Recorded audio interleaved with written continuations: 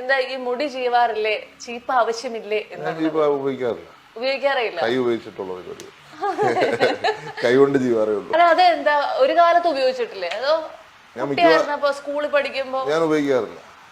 പക്ഷെ സ്കൂളിലൊക്കെ നമ്മൾ വളരെ സ്ട്രിക്റ്റ് അല്ലേ, പ്രത്യേകിച്ച് ലോയോളയിലൊക്കെ എന്ന് പറഞ്ഞു കഴിഞ്ഞാല് ഈ പറഞ്ഞ പോലെ അവിടെ അങ്ങനെ വളരെ സ്ട്രിക്റ്റ് ആണ്. ഇടയ്ക്ക് സെന്റ് തോമസിന്റെ ഇടയ്ക്ക് ചൂട് വലുതായപ്പോ അവര് പറയായിരുന്നു മുടി വെട്ടാൻ പറയായിരുന്നു. അല്ലാതെ മുടി ജീവണമെന്നൊന്നും ഞാനും വല്ലോ ചെറുപ്പത്തിൽ വല്ലോ ചെയ്തിട്ടുണ്ടെങ്കിലേ ഉള്ളൂ. അങ്ങനെ ഓക്കെ. അങ്ങനെയാണെങ്കിൽ നമ്മൾ ഒരുപാട് പ്രൊഫഷൻ, ഒരു ലെക്ചർ ആയിരുന്നു, അല്ലെങ്കിൽ ഒരു ലോ പ്രാക്ടീസ് ചെയ്തിരുന്ന ആളായിരുന്നു.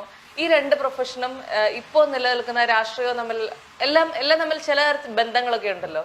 ഈ ഓരോ പ്രൊഫഷനിലും ഏറ്റവും കൂടുതൽ ഇഷ്ടപ്പെട്ട് ചെയ്ത അല്ലെങ്കിൽ ഏറ്റവും കൂടുതൽ ടീച്ചിങ് വളരെ ഇഷ്ടമായിരുന്നു എനിക്ക്. ടീച്ചിങ് അത് സ്റ്റുഡൻസുമായിട്ടുള്ള ഇന്ററാക്ഷനും അവരുമായിട്ട് ടൈം സ്പെൻഡ് ചെയ്യുമ്പോൾ നമുക്ക് ഒത്തിരി കാര്യങ്ങൾ പഠിക്കാനും അവരെ പഠിപ്പിക്കാനും ഒക്കെ നമുക്ക് സാധിക്കുന്നു. നമുക്ക് ഇൻസ്പയർ ചെയ്യുന്ന വീഡിയോസ് ഉണ്ട്, ഞാൻ അതൊക്കെ അവരെ കാണിക്കുമായിരുന്നു. അപ്പൊ അവർക്ക് ഇൻസ്പയർ ആവുകയാണെങ്കിൽ അവരുടെ ജീവിതത്തിൽ വരുന്ന മാറ്റം, അപ്പൊ അതും ഈ പൊളിറ്റിക്കൽ ലൈഫായിട്ട് ഞാൻ കാണുമ്പോൾ ഇവിടെ ഒത്തിരി പേര് നമ്മൾ സഹായിക്കാൻ ശ്രമിക്കും. അപ്പൊ ആ സഹായിക്കാൻ ശ്രമിക്കുമ്പോൾ അവരുടെ ജീവിതത്തിൽ വരുന്ന മാറ്റം, സഹായം കൊണ്ട് അവർക്ക് വരുന്ന വ്യത്യാസം, അപ്പൊ ഞാൻ ചെയ്യുന്ന കണ്ട് മറ്റൊരാൾ ചെയ്യുമ്പം അതിലുള്ള സന്തോഷം. അപ്പം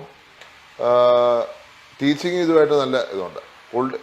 പൊളിറ്റീഷ്യൻ എന്ന നിലയ്ക്ക് അഡ്വക്കേറ്റിനും ഒരു റോളുണ്ട്. ബിക്കോസ് അതിന്റെ ലോ മേക്കിങ്ങും ഒക്കെ ആയിട്ട് ഇന്ത്യ വളരെ കണക്റ്റഡ് ആണ്. പക്ഷെ എനിക്കിങ്ങനെ കൂടുതൽ ട്രാവൽ ചെയ്യാനും ആൾക്കാരുമായിട്ട് ഇന്ററാക്ട് ചെയ്യാൻ ഇഷ്ടമായതുകൊണ്ട് ടീച്ചിങ് ആണ് ഇതുമായിട്ട് ഇച്ചൂടെ യോജിച്ചു പോകുന്നത് എനിക്ക്. പൊതുവെ നമ്മളിങ്ങനെ രാഷ്ട്രീയക്കാരുടെ അല്ലെങ്കിൽ സമൂഹത്തിൽ കുറച്ച് ഇത്തരത്തിൽ നിൽക്കുന്ന ആളുകളുടെ മക്കളൊക്കെ നമ്മൾ ശ്രദ്ധിച്ചു കഴിഞ്ഞാൽ എല്ലാവരും ഒരു +2 അല്ലെങ്കിൽ ആ ഒരു ഗ്രേഡ് കഴിഞ്ഞാൽ പുറത്തേക്ക് പോവുക, അവിടെ പഠിക്കുക എന്നുള്ളതാണ്. ഞാൻ നോക്കിയപ്പോ അങ്ങനെ ഒരു കോഴ്സ്, ഒരു സമ്മർ കോഴ്സ് ചെയ്തതല്ലാതെ പുറത്തേക്ക് പോയതേ ഇല്ല.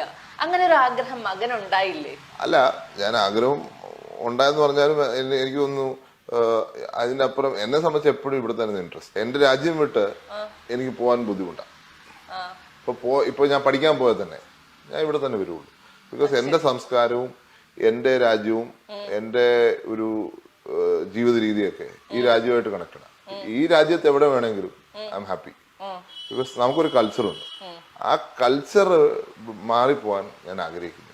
അപ്പൊ അതൊരു രാജ്യത്തോടുള്ള ഒരു സ്നേഹം കൊണ്ടാന്ന് ഞാൻ പറയാം.